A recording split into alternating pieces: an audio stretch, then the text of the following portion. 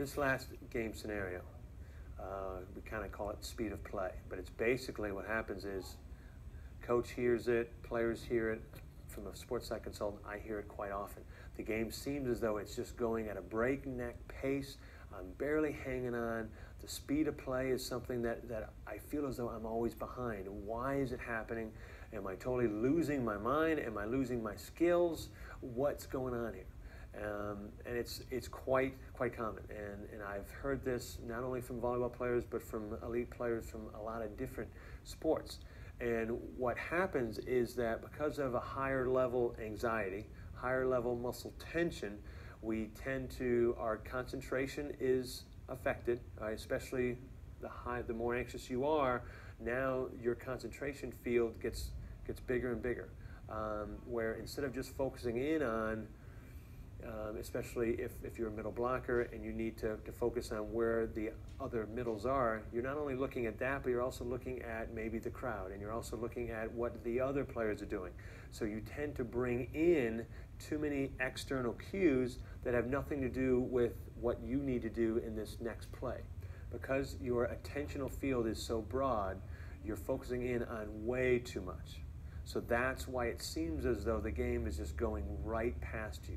And again, that present focus, focusing in on that next ball, it sounds easy, but they don't call it mental toughness for nothing. It's very difficult. It's tough to think in this way time after time after time. So when you do sense that the game is going away from you, primarily it's because you have a heightened state of anxiety.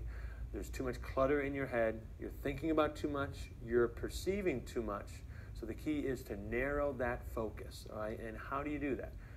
As we've talked about, and we are all about routines. Unless you have something set into a routine, you'll probably forget about it.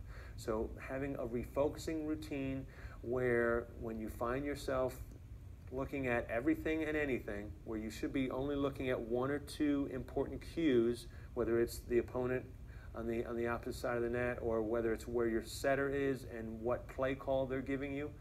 Let's narrow the focus, all right? And I like to call this the ABCs. So each player in their position should have an ABC. An A point for a setter, maybe just getting the play call out. So that's one thing that the setter will focus on. Okay, I need to get the play call to my team.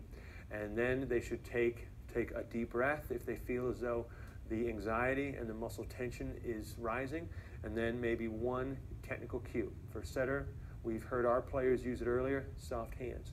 So she'll go through her ABC routine, and that way, instead of focusing in on 15 different elements, now she's only focusing in on 3.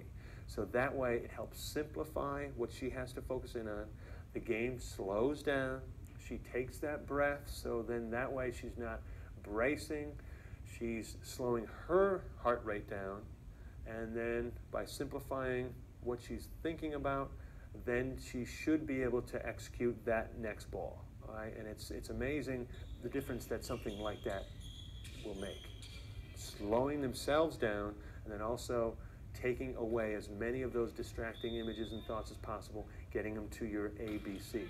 Coaches, you can be a great help in giving your players what they should be focusing in on, or at least getting some back and forth dialogue. Coach, what should my ABC be here?